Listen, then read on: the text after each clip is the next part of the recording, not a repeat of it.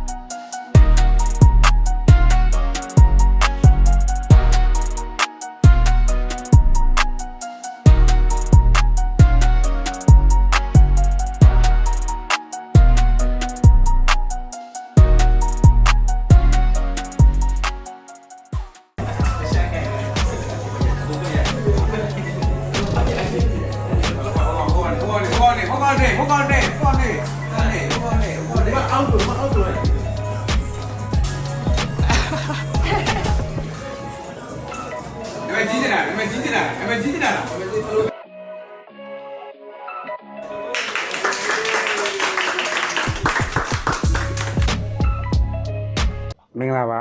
မိုက်ပါမိုက်ကBaba Shop Academy Founder ဖြစ်တယ်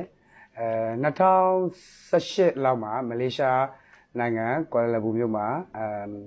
Baba Shop ကိုစပြီးလေးလာတယ်